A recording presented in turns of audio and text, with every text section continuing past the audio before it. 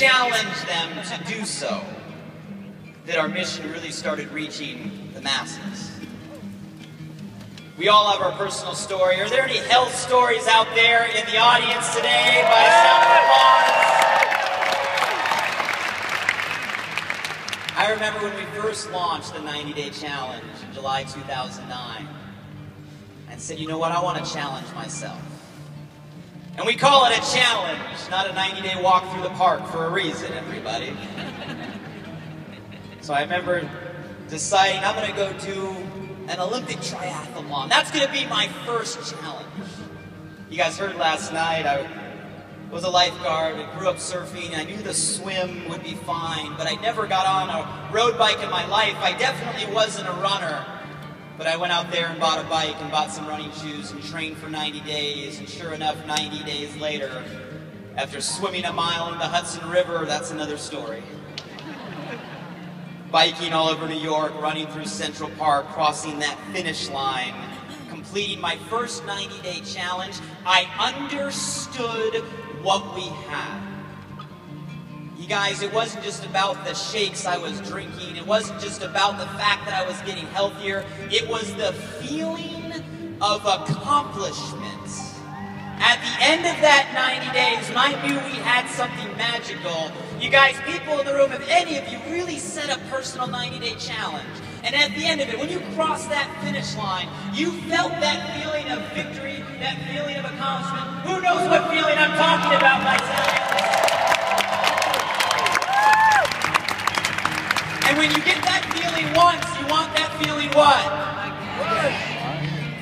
So I went out there, and I love the thing about the challenge is it can be whatever you want. We don't say you have to follow this regimen. You set the goal. Who sets the goal? You set the goal. Me personally, I went out there and set a variety of goals. I hiked the tallest mountain in the U.S. for one of my challenges. I did a crazy obstacle course with a bunch of crazy ViSalians at 11,000 feet for my challenge. I love the personalization that you get to do. It's about you. It's about who? You and challenging yourself.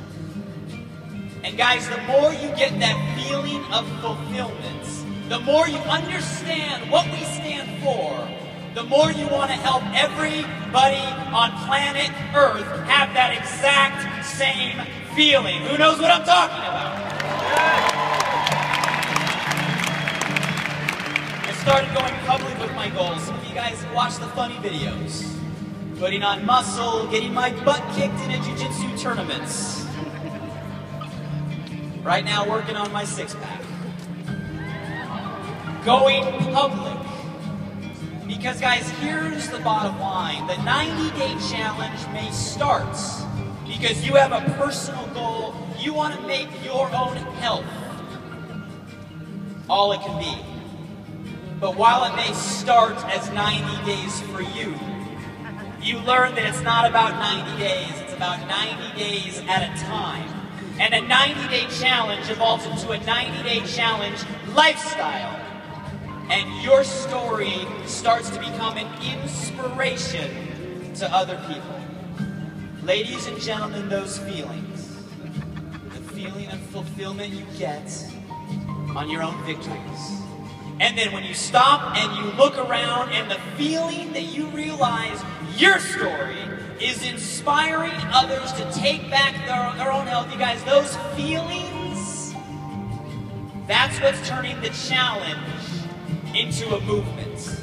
Ladies and gentlemen, we're not creating a company here. It's not about shakes. We're creating a movement that is impacting people's health. And you in this room are leading that movement. Do you realize that?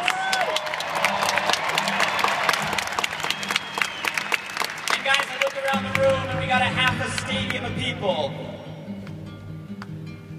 And by the energy in your voice, I'm just curious, how many of you guys right now feel you're in better health today than you were 90 days ago?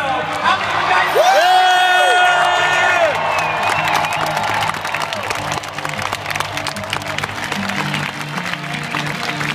And guys, I look around the room and I believe that. I believe that in this room. I believe in this room, and here's the problem. We are an anomaly.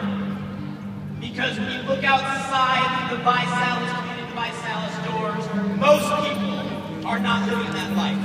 Most people are losing the health battle today. Most people are. And I look at what we as a community are up against right now. And I look at where it started.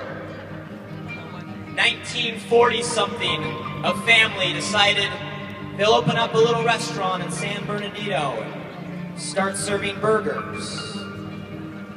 In the 1950s, an entrepreneur came around and said, wow, I think I know a way to do this faster for less money and duplicate this over and over and over and over again. And then other entrepreneurs said, wow, this business model works. And they started doing it with fried chicken and tacos and any type of food that you have. Giving the consumers, guys, things consumers were wanting, fast, affordable, seemed to taste good. But what we didn't realize is it wasn't healthy for us. And here we are, guys, decades later, watching our nation and the world get heavier and heavier and heavier and heavier, and health issue after health issue after health issue. Who knows people that have fallen victim to that system over the last few decades? But guys, I look at that, and all this has happened in a single lifetime. All this has happened over the last few decades, and all this, guys, was created by people.